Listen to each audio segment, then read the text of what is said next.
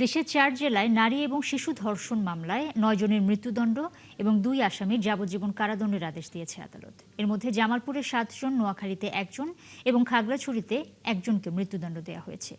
এছাড়াও গোপালগঞ্জে শিশু ধর্ষণ মামলায় নারীসহ ২ জনের যাবজ্জীবন কারাদণ্ডের আদেশ দিয়েছেন আদালত। সহকর্মীদের তথ্য এবং ছবিতে বিস্তারিত।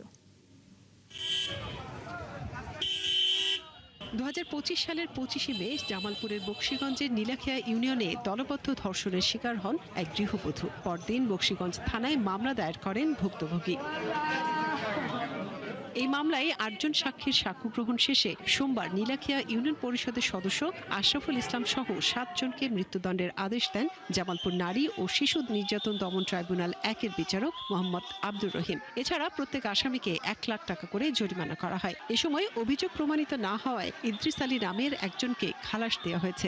আসামি রাশেদুল ইসলাম পাপ্পু, বিজু, বাদশাহ, জুয়েল মিয়া, আশরাফুল ইসলাম, জসিমউদ্দিন, আলামত, আসমত, যেহেতু এরা একই দোষে দূষিত, সবাই গণধর্ষণ সাথে ছিল।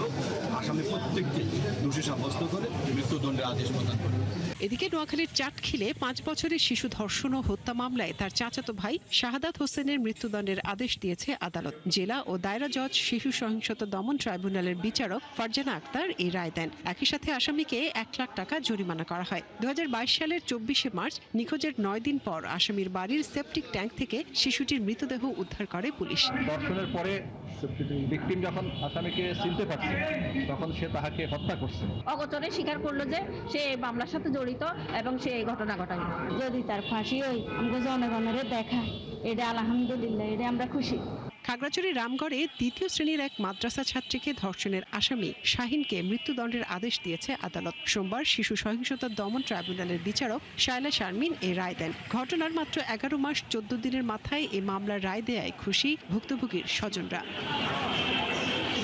এছাড়া ২০২০ সালে গোপালগঞ্জে ৮ম শ্রেণীর এক শিক্ষার্থীকে ধর্ষণ মামলায় এক নারীসহ ২ আসামিকে যাবজ্জীবন কারাদণ্ডের আদেশ দিয়েছে আদালত। গোপালগঞ্জ শিশু সহিংসতা দমন ট্রাইব্যুনাল আদালতের বিচারক মোহাম্মদ মোর্শেদ আলম এই রায় দেন। আসামিরা হল উজ্জ্বল বিশ্বাস ও কল্পনা বিশ্বাস।